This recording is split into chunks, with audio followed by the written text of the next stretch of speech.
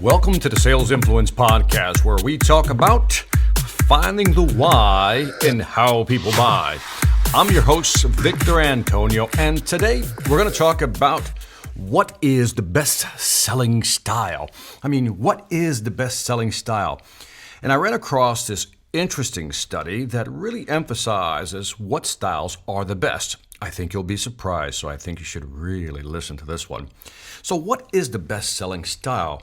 Is it an introvert or is it an extrovert? Who do you think sells best? Well, it goes without question that extroverts are better at selling than introverts. That's what we know. Extroverts have a gift for the gab. They know how to engage a client. They know how to persuade them into making a buying decision. So extroverts really know how to push the product, guide the client's behavior, and make them buy. They're great talkers and they're great closers. On the other hand, on the other side of the spectrum, we have introverts. These are people who are somewhat timid. They don't like to speak up as much, and they let the client control the conversation. In other words, they're great listeners, but not great closers. The problem? That there's no proof that either of these assumptions are true. Listen carefully. The problem is there is no study or research that shows that being an extrovert is actually equal to success in selling. And there is no study that says, hey, if you're an introvert, there's success in selling or not. So there isn't any data out there. Many years ago, I knew a salesperson, I'll just call him David, and David was one of that type of salesperson that had a totally different style. And it's only today that I really appreciate how good he was at selling, and here's why. See, when we simply take for granted that these assumptions are true, that if you're an introvert, you're not good, and if you're an extrovert, you're good. If you're a manager hiring people, you're going to discount people maybe based on the wrong assumption. Now, Adam Grant. I want to talk about Adam Grant. Grant is a professor and social psychologist at the University of Pennsylvania's Wharton School, who has done some research on extroversion, people who are extroverts, and he noticed that there's an absence of studies out there that tied extroversion, being an extrovert, to success. So he did something interesting. He started his own study. He wanted to figure out, is it true? Are extroverts really good at selling? Are introverts really lousy at selling? So he did an experiment, right? He started by having 300 salespeople, take a personality test. And he would ask them key questions to determine on a scale of 1 to 7, listen carefully, on a scale of 1 to 7, are they introverts or extroverts? So for example, if you're an introvert, based on certain questions, you would probably rank a 1. If you're an extrovert, you're on the other side of the continuum, you would rank a 7. He then tracked the sales of each sales rep for 3 months and confirmed what we already knew. The introverts actually sold less than the extroverts. In fact, introverts sold, with this one software company, $120 per hour, while the extroverts sold $125 per hour. So in other words, again, I want to make sure you're clear on the numbers. Introverts sold $120 per hour. Extroverts, who again were on the 7 side of the scale, sold $125. So in other words, they sold $5 per hour more with this experiment in this company. But what he also found was that the salespeople who fell in the middle range, listen carefully, this is important. The salespeople who fell in the middle range of the introvert-extrovert continuum. So let me go slowly here because this is important. So we said that introverts are a 1. Extroverts are a 7 on the scale. So let's say that 1 to 2, you're still an introvert. 6 to 7, you're an extrovert. But in the middle, 3, 4, 5, he found out that the people in that range sold $145 per hour. Let's go through the numbers again. Introverts sold 120. Extroverts on the extreme of 7, again, let's call it 6 or 7, let's call it that high band, sold $125. But the band in the middle, the 3, 4, 5s, people who rank 3, 4, 5 on the introvert to extrovert scale, sold $145 more. In other words, they sold much better than the other two groups, the other two extremes.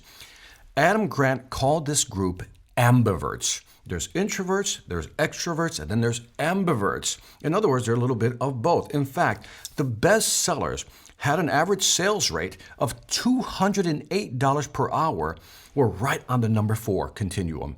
So let me say it slowly again.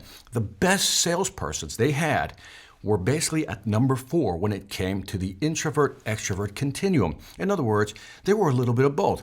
Grant found that the revenues peaked at around 4 to 4.5 on the introvert to extrovert continuum before falling off on either side. Said another way, introverts are good at listening but fall short on communicating value. Extroverts, on the other side, are engaging and can communicate value, but they're so busy talking sometimes that they fall short on listening skills. And ambiverts, who fall right in the middle, apparently seem to have the best of both worlds. They can listen to a customer, they can empathize with the customer, they can take their point of view, but like extroverts, they also know, these ambiverts, how to communicate that value, how to engage the client, how to have the value conversation. So it's a little bit of both. Now, this is important for many reasons. One, you now kill the myth that you have to be an extrovert to be good at selling. There's no hard proof that says that's true. But again, introverts can be good at selling if they begin to be more like extroverts, and extroverts can be better at selling if they can just be more like introverts. Slow down, listen to the customer. Now, back to my friend Dave, the salesperson. Many years ago, I knew this gentleman by the name of David, and David was one of these salespeople who didn't fit the mold.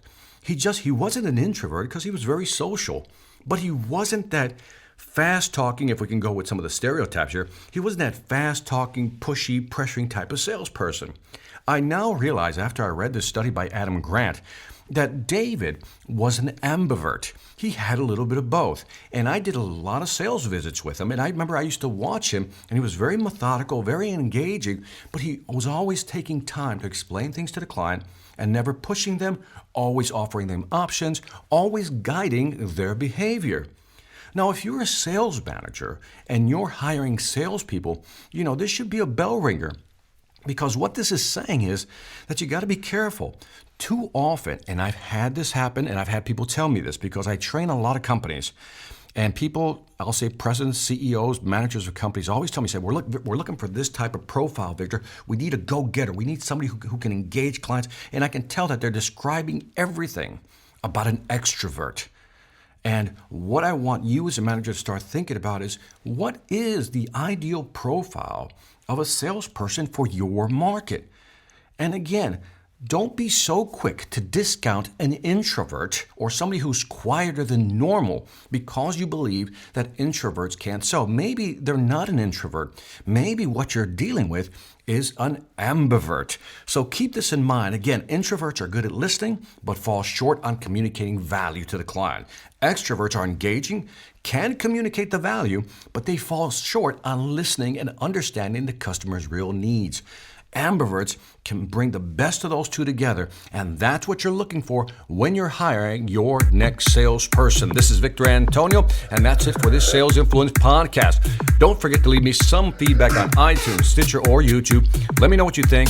Many of you have left your feedback. I greatly appreciate it. For those who leave comments on YouTube or iTunes, again, if you have a question, I'll try to get back to you, but keep in mind, I get a lot of questions. Also, check out my sales training website, seminarsonselling.com, where you'll find great training videos for you and your team to make your number this year.